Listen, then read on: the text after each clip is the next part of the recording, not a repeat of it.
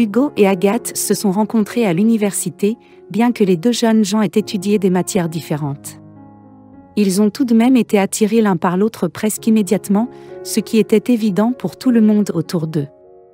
Hugo, beau et imposant, jouait dans l'équipe de football universitaire et était très populaire parmi les étudiantes. Les jeunes gens se sont rencontrés pour la première fois à la cafétéria de l'université, où Hugo s'est assis à la table d'Agathe et a commencé à parler. Il est difficile de dire ce qui a attiré ces deux personnes complètement différentes l'une vers l'autre. Hugo a étudié l'économie et est un homme pratique, qui croit fermement que l'argent peut résoudre tous les problèmes.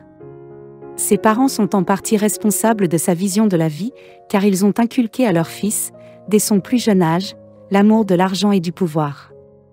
Agathe, au contraire, ne pense pas que l'argent soit si important dans la vie. Étant de nature romantique et créative, elle croit en des choses complètement différentes. Mais malgré leurs différences, les jeunes gens se sentaient très à l'aise ensemble. Et plus leur relation avançait, plus on parlait de la possibilité d'un mariage.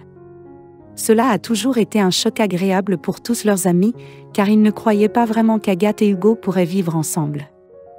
Lorsque les jeunes gens ont obtenu leur diplôme, ils se sont installés dans un petit appartement loué, situé à la périphérie de la ville. Hugo a immédiatement trouvé un emploi dans une société de commerce, car il était un jeune homme prévoyant. Il a commencé à chercher un emploi avant même d'avoir obtenu son diplôme. Agathe, en revanche, n'était pas pressée de trouver un emploi et préférait s'adonner à son activité préférée, l'artisanat. À partir de feuilles de brindilles d'épicéa et de fleurs séchées, malgré le fait que l'artisanat des filles était très demandé lors des ventes aux enchères en ligne, et que les expositions d'Hugo traitaient son hobby avec un certain dédain. « Chérie, tu ne peux pas gagner ta vie en faisant de l'artisanat, à partir de branches et de feuilles, disait le gars. Hugo, tu ne peux pas tout mesurer, avec l'argent après tout il y a des choses que les gens font pour être heureux. Et pas pour le bien-être financier objectif Agathe, qui pensait que travailler dans un bureau était très inintéressant.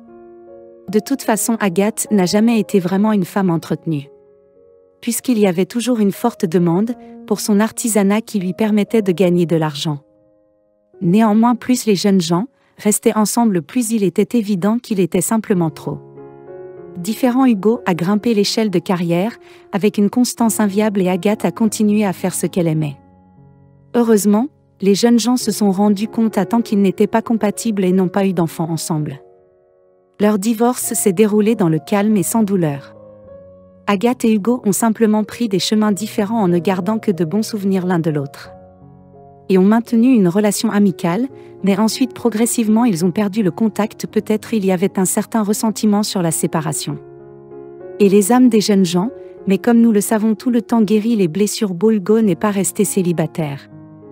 Pour longtemps 6 mois plus tard il était déjà marié à Victoire qu'il aimait profondément à l'époque. Hugo et Victoire vécurent heureux pendant plusieurs années, et eurent 2 beaux-fils nés à 1 an d'intervalle. Il semblait qu'Hugo était enfin heureux, mais malheureusement ce ne fut pas le cas pour Victoire. Pendant ce temps Agathe rencontra enfin un homme, qui la fit se sentir aimée et désirer. Lucie était un musicien, il jouait de la guitare. Il jouait de la guitare et se produisait lors de différents événements. Il était comme le miroir d'Agathe, à la seule différence que sa passion principale était la musique, alors qu'Agathe aimait les arts visuels. Les jeunes gens appréciaient leur compagnie et décidèrent même de construire une vieille caravane qu'ils emmenèrent plus tard pour leur voyage de noces qui allait durer toute une vie. Ils prirent plaisir à regarder le lever du soleil sur les plaines du Texas et se réjouir du temps chaud de la Louisiane. « Tu es mon âme sœur, tu me rends si heureuse » dit la femme en serrant Lucie dans ses bras. On dit que les mariages sont faits au ciel. Et l'union de Lucie et d'Agathe en est l'exemple parfait. Déclaration: même si le revenu de la famille était très modeste, l'argent qu'ils gagnaient était toujours suffisant pour le jeune couple. Quand Agathe est tombée enceinte, la famille a décidé de s'installer dans une des fermes. Au Kansas, ils vendent leur caravane et achètent une vieille maison confortable, dont ils font tout le travail. Ils l'aménagent eux-mêmes, achètent aussi un chien et un chat, et sont prêts à accueillir leur premier enfant. Le petit Paul naît la veille de l'anniversaire de Lucie, ce qui fait de lui le plus beau cadeau de son père. L'enfant n'accepte que le meilleur de ses parents, et il est très beau. À cette époque, Hugo est devenu très riche. Mais il en a assez de la vie de famille et se met à faire des bêtises. L'homme d'affaires estimait que Victoire passait tout son temps à élever leur fils, et ne prêtait pas beaucoup d'attention à son mari. « Hugo, je t'aime, mais je ne comprends pas tes reproches constants, et ton mécontentement. S'il y a un problème, alors asseyons-nous et parlons-en. » dit la femme qui valorisait leur famille par-dessus tout. Quant à Hugo, il semblait que l'homme lui-même ne savait pas vraiment ce qu'il voulait. Il rentrait souvent tard du travail, prétextant qu'il avait des affaires urgentes à régler, mais en fait Hugo passait son temps avec cette maîtresse, qui ne s'intéressait qu'à ses généreux cadeaux et à l'épaisseur de son portefeuille. Un jour que Victoire faisait la lessive, elle remarqua la trace de rouge à lèvres sur la colonne. Tirer de l'argent de l'homme, à un moment donné après une énième fête. Cela dura jusqu'au matin, pensa l'homme d'affaires. Peut-être qu'Agathe avait raison après tout, et que le bonheur n'est vraiment pas une question d'argent. Jean est tellement, mais suis-je heureux? Cette pensée n'a pas quitté l'esprit d'Hugo pendant plusieurs jours. Jusqu'à ce qu'il se décide enfin à retrouver sa première femme. Bien sûr, l'homme ne s'attendait pas vraiment à ce que son ex-femme l'attende pendant tout ce temps. C'est pourquoi, lorsque l'homme d'affaires a contacté l'agence de détectives et qu'ils ont trouvé l'adresse d'Agathe, il n'a pas été si surpris de voir que son ex-femme avait un nouveau mari et un enfant. En voyant Hugo aux portes de leur ranch, la jeune femme a présenté l'invité à Lucie et à leur fils Paul. Hugo fut étonné en regardant cette maison sans prétention, sans aucune des technologies modernes et autres avantages robotiques de la civilisation. Néanmoins, la famille semblait tout à fait à l'aise, et le manque de choses coûteuses ne les empêchait pas de profiter de la vie. Le petit Paul s'avéra être un garçon très gentil et sociable. Le petit Paul s'est révélé être un garçon très gentil et sociable. Il a parlé à son invité de ses intérêts et de ses passe-temps. Pendant le déjeuner, Hugo a ressenti la sincérité, la bienveillance et l'hostilité des propriétaires de la maison. Ils semblent être vraiment heureux, et ce malgré le fait qu'ils vivent modestement et n'ont même pas leur propre voiture. L'homme d'affaires a été surpris de conclure, car il était habitué à jeter de l'argent à gauche et à droite. Après le déjeuner, Lucie et Agathe s'excusèrent auprès de leurs invités et leur dirent qu'elles devaient rendre visite à une vieille voisine gravement malade et qui se sentait seule. « C'est bizarre, je ne perdrai pas mon temps avec une vieille femme. » Une pensée traversa l'esprit d'Hugo, mais il ne l'exprima pas cependant.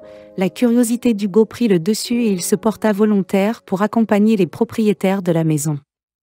Madame Barbier, qui venait d'avoir 80 ans, était alitée depuis plus d'1 an. Depuis que la vieille femme s'était disputée avec son fils, il y a plusieurs années, il n'y avait personne d'autre pour s'occuper d'elle, à part Lucie et Agathe. « Laissez-moi vous emmener dans une bonne clinique, où les meilleurs spécialistes s'occuperont de vous.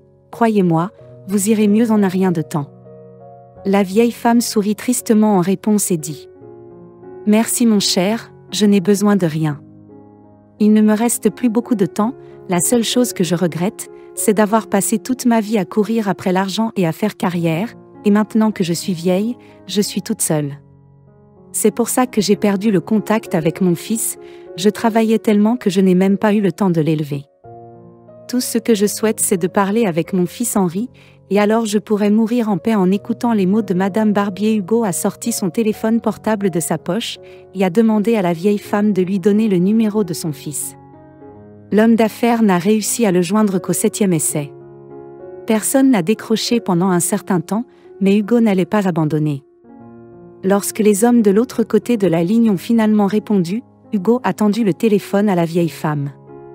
Madame Barbier a parlé à son fils pendant environ 1 heure et quand Hugo est revenu dans la pièce, il a vu que les yeux de la vieille femme brillaient de bonheur.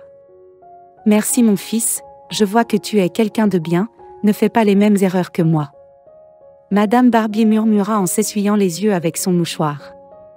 La rencontre avec la vieille femme laissa des traces sur Hugo. À tel point qu'il ne put penser à rien d'autre. Le lendemain matin, il apprit que Madame Barbier était morte. Hugo n'était pas exactement un homme compatissant, mais il a pleuré sur sa tombe. Il ne s'attendait pas à avoir une révélation dans une ferme perdue du Kansas. Après l'enterrement de la vieille dame, Hugo a fait de chaleureux adieux à Agathe et à sa famille, se rappelant que Lucie rêvait d'acheter un tracteur pour cultiver les champs. L'homme d'affaires a laissé à l'homme une somme d'argent décente pour cela. Bien sûr, Hugo savait que l'ambitieux propriétaire de la maison refuserait un cadeau si cher. Donc l'invité a laissé le sac d'argent dans la chambre de Paul. Sur son chemin du retour, l'homme d'affaires savait déjà ce qu'il avait à faire. La première chose qu'il fit en rentrant dans sa ville natale fut de trouver Victoire et de lui demander pardon. La femme étonnée lui caressa l'épaule et lui murmura doucement « Je te pardonne, chérie, je te pardonne, chérie, mais n'oublie jamais que l'argent n'est pas tout. Il y a des choses plus importantes dans la vie, comme l'amour et l'attention que l'on porte à sa famille. » Inutile de dire qu'après avoir révisé ses valeurs, Hugo a vécu sa vie en étant guidé par les vraies paroles de sa femme. Après tout, c'est exactement ce qu'Agathe et Victoire lui disaient depuis si longtemps. En se rappelant les ordres de feu Madame Barbier. Hugo est devenu un père de famille exemplaire et a assumé les responsabilités de la course de ses 2 fils. Et maintenant la famille attend son 3e enfant.